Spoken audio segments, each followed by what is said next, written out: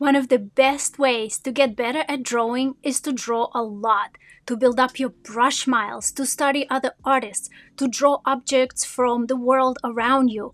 And one of the best ways to make your drawings look realistic, accurate, and dynamic is to practice gesture drawing. So in this video, I'm going to show you how to do gesture drawing correctly, the way that I learned it in art school, so that you get a satisfying result. We'll do a simple drawing of a tomato and a really complicated cat pose, because I want you to see that once you know the process, the complexity of your subject doesn't matter, because you follow the steps and you get a good outcome. Let's do it. I'll do the demonstration in Procreate app. This is not a Procreate tutorial, this is a gesture drawing tutorial, so I won't delve too long in the Procreate tools and things, but whenever I can, I'll share with you any tips and tricks I have for this. You can draw with a pencil, you can draw in any media. This is about how to do gesture drawing accurately and correctly. So in Procreate, well, in the new iPad update, if you double tap at the top of your program window, it will resize it to whatever size you have set it previously. So I find that if I set my Procreate to the 3/4 view, and then wherever my references are in the 1/4 view, that's really good. So the same goes for your gallery app. You can do the same. So just a suggestion, you can organize it like this. So you can also bring in the drawing straight into your Procreate. That's really good too. So I'm going to be gesture drawing this tomato right here. Let's give ourselves a time limit. Let's say 2 minutes. We have 2 minutes to draw this tomato, and we cannot stop drawing for the entire duration of 2 minutes.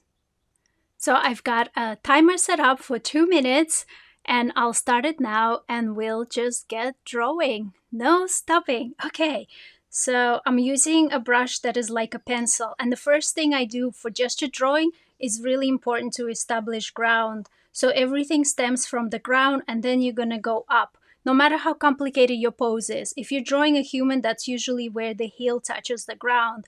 But even a tomato is going to be touching the ground someplace. So that's how, I have to use my artist X-ray vision and imagine where the ground is for this tomato. So I'm just moving, and then this little bit is somewhere here, and then the leaves, they're not actually breaking the edge of the tomato, and then there's some leaves coming out this way. Not fussy over the accuracy, like it's accurate enough, but it doesn't have to be precise. Look, this is already looking pretty good. I can see the little dimples in between the leaves. This is me doing an observation study of this tomato. Okay, we're 1 minute in, so doing pretty good. Now I've got the impression, so somebody looking at this from the outside will say this is a tomato, hopefully. But now I have a little bit more time. I can start to define the edges a little bit more, so I can do some overlapping where the dimples are, right? Some mass overlapping. So there's like a little bit of a dimple here, and there's like a big dimple back here.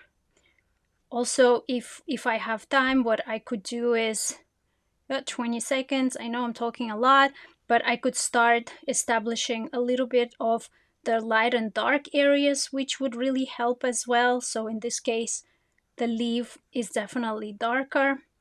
So something like this, depending on how much time you have, but there you go. Timer is done.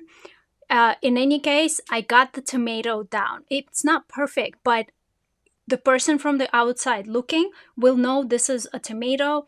It's a respectable tomato. I'm going to cheat a little bit and just polish it a little bit more, just because I want to have the satisfaction of it looking really nice and plump. I'll just give myself a little bit of extra time for talking. But this is a good looking tomato. And in the process, I learned, my brain has understood how to draw a tomato. Now I know that when I'm looking at it from the top like this, the little stem doesn't go beyond the edge of the of the tomato. So that's like really useful information for the future, and my brain has archived it. Now, let's do a really difficult one. So I've got a cat pose here, really hard because not only is this a dynamic pose, there's foreshortening going on, there's all kinds of things going on. So I will make a new layer so that we're starting with a blank canvas. Let's give ourselves 5 minutes this time. I'll set my timer for 5 minutes, and I'm going to talk you through the process of drawing something complicated like this cat. Maybe we will make the kitty bigger so that you can see more, and then I'll just mirror it here on the canvas. 5 minute timer is ready. Let's go. Okay, just like the other time, we are going to start with the ground. So where the paws are lying on the ground. Even though it would be so tempting to start somewhere here, no, we're going to start at the ground. I'm checking the angles. I'm checking the angles of the paws, where the paws are going to go. This is all I'm going to put down for the paws right now. In the first minute, I want to get my proportions and my pose expression right. So that's where the head is going to go. It's slightly tilted, so I'm going to put that in as well. There's going to be some ears. Ears are good because they actually help us express the tilt of the head. So whenever you have that, that's good. Okay, then the body. So this is the tricky part because the brain is going to tell you all kinds of things. If I measure the height of the body, is actually about the size of the head. So let me do that. Put a little landmark here. The top of the bum is not directly above the center of the head. It's a little bit, it's kind of like where there is a little indentation of the ear. So that's where the bum of the cat is going to be. And it's going to connect down with the head right in that ear corner. So I'm using landmarks. All of this processing is happening in the background of my brain. And then it's going to go past the head, past the head. It's actually pretty straight down. You see this line is pretty straight. So I'm just copying what I'm seeing on the screen here, even though my mind will tell me all kinds of things that this is not correct, but I just need to trust. Now this paw comes out way to the side. Like you see, my brain has actually compensated by making that angle way smaller, and your brain will do that because it wants to be safe. It wants to not put you in an uncomfortable position of doing something silly like drawing a paw way out this way. But that's where it is, something like that.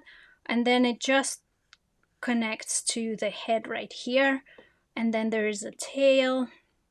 Usually when I do gesture drawing, I don't even erase, but I want it to look pretty for you, and for my ego, just so that it looks nice and accurate. Okay, let's do the eyes real quick. So we don't really need this anymore.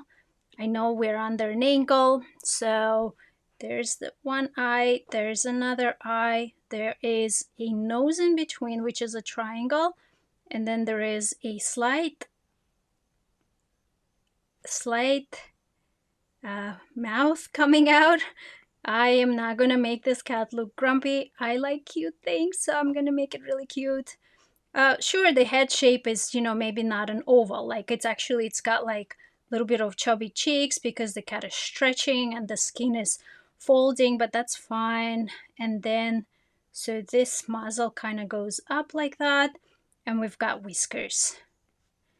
Big, magnificent whiskers, gotta have the whiskers. So I've got the basic pose in, and I still have 1 minute and 36 seconds left. So I am gonna now start to refine, but I have pretty good confidence that most of my landmarks are in place.